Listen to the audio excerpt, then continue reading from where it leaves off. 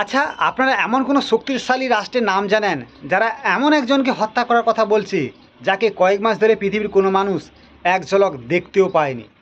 বলে রাখি, কয়েক মাস আগে পর্যন্ত ইসরায়েল ইরানকে পুরোপুরি ধ্বংস করে দেওয়ার কথা বলেছিল এবং তাদের নেতাগুলোকে হত্যা করবে বলে হুমকিও দিয়েছিল। কিন্তু বর্তমানে আয়াতুল্লাহ খামেনি যে জানাজা চলছে, সেই জানাজাতে কয়েকশো দেশের মানুষের প্রতিনিধির আগমন এবং লক্ষ লক্ষ মানুষের জমায়েত ও আয়াতুল্লাহ খামেনির প্রতি ভালোবাসা দেখে এখন ইসরায়েল ও আমেরিকা যুক্তরাষ্ট্র কোথাও না কোথাও ভয় পেয়ে ঘাবড়াচ্ছে। অন্যদিকে পশ্চিমা যে মিডিয়াগুলো রয়েছে তারা আগে ভাগে বলেছিল যে এই তাদের যে সর্বোচ্চ ধর্মীয় নেতা আয়াতুল্লাহ খামেনি মারা যাওয়ার পর ইরানের রাজনৈতিক পরিকাঠামো পুরোপুরি ধ্বংস হবে এবং তাদের নেতাগুলো লুকিয়ে পড়বে।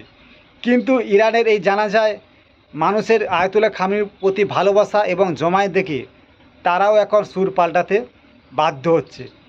অন্যদিকে যে ইসরায়েলের যে গোয়েন্দা সংস্থা মুসাদ, তারা আবার একটা নতুন তথ্য দিচ্ছে, যেই তথ্য দেখে মানে ইসরায়েলের যে প্রধানমন্ত্রী নেতানিয়াহু তার ঘুম চোখে আর নাই।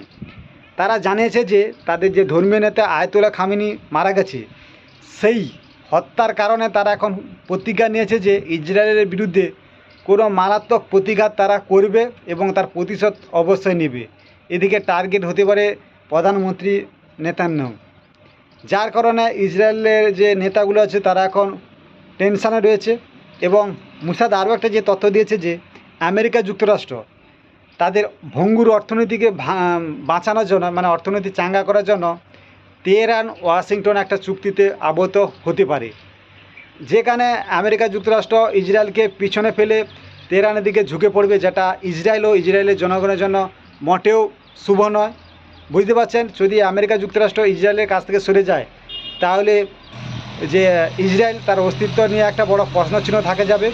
কারণ এই আমেরিকা যুক্তরাষ্ট্রের কারণে ইরান সরাসরি ইসরায়েলের উপর কোনো পদক্ষেপ নিতে পারেনি। যদি আমেরিকা যুক্তরাষ্ট্র যদি তেহরানের সঙ্গে চুক্তি করে পাশ কাটিয়ে যায়, তাহলে আরব কান্ট্রিগুলো আর হচ্ছে ইসরায়েল মানে ইরান, তাহলে ইসরায়েলের উপর অ্যাটাক করে ইসরায়েলের নাম ও নিশান মিটিয়ে দেবে। অন্যদিকে বলে রাখি, আমেরিকা যুক্তরাষ্ট্রের সবথেকে ঘনিষ্ঠ বন্ধু, সবচেয়ে ঘনিষ্ঠ বন্ধু হচ্ছে ইসরায়েল। আর যে কোনো যদি মানুষের ভাবেন, আপনার যদি অর্থনৈতিক যদি সমস্যা হয় আপনার বন্ধুর কারণে, তাহলে কী করবেন? আপনি তো সরে যাবেন। ঠিক একইভাবে সরিয়েও যেতে পারে আমেরিকা যুক্তরাষ্ট্র, এটা তাদের যে গোয়েন্দা সংস্থা মুসাদ জানিয়েছে। আর অন্যদিকে এই পরিস্থিতি থেকে কাটানোর জন্য, মানে এই পরিস্থিতি কাটানোর জন্য ইসরায়েলের যে নেতাগুলো তারা এখন উস্কানিমূলক কথাবার্তা বলা চালু করে দিয়েছে। তারা এখন ইরানকে হুমকি দিচ্ছে যে ইরানের যদি কোনো নেতা যদি ইসরায়েলের উপর আক্রমণের কথা বলে, তাহলে তাদের আয়াতুল্লাহ খামেনির মতন হত্যা করবে এবং ইরানকে পুরোপুরি ধ্বংস করে দেবে। এই সব উস্কানিমূলক কথাবার্তা বলার একটা মূল কারণ আপনারা হয়তো বুঝতে পারছেন না। এরকম বলে যদি ইরান কোনো ভুল পদক্ষেপ নেয়, তাহলে ইসরায়েল এখন সরাসরি আমেরিকার কাছে যাবে। তবে দেখুন, ইরান এই কাজটা করে দিয়েছে, মানে এরকম ভুল কাজ করেছে, যার কারণে আমেরিকা যুক্তরাষ্ট্র সুপার পাওয়ার হওয়ার কারণে ইরানের বিরুদ্ধে পদক্ষেপ নিতে বাধ্য হবে। এবং মিডিল ইস্ট বলুন, পশ্চিমা বিশ্ব যে মিডিল ইস্টে যে সাংবাদিকরা রয়েছে তারা তো ছড়ে খাবে আমেরিকা যুক্তরাষ্ট্রকে, যার কারণে আমেরিকা যুক্তরাষ্ট্র বাধ্য হবে ইরানের বিরুদ্ধে কোনো পদক্ষেপ নিতে, যেটা ইসরায়েল চাইছে। কিন্তু এখন তেহরানও কূটনীতিকভাবে অনেকটা চাঙ্গা হয়ে গেছে, কারণ আগে ইসরায়েল এরকম কথাবার্তা বা উস্কানিমূলক কথাবার্তা ও হিজবুল্লাহর উপর আক্রমণ করে অনেক কাজকর্ম করিয়ে আমেরিকা যুক্তরাষ্ট্রকে তাদের বিরুদ্ধে নিয়ে এসেছে। কিন্তু এখন ইরানও অনেকটা সচল মনে হয়েছে, যার কারণে এটার যথাসম্ভব হবে না।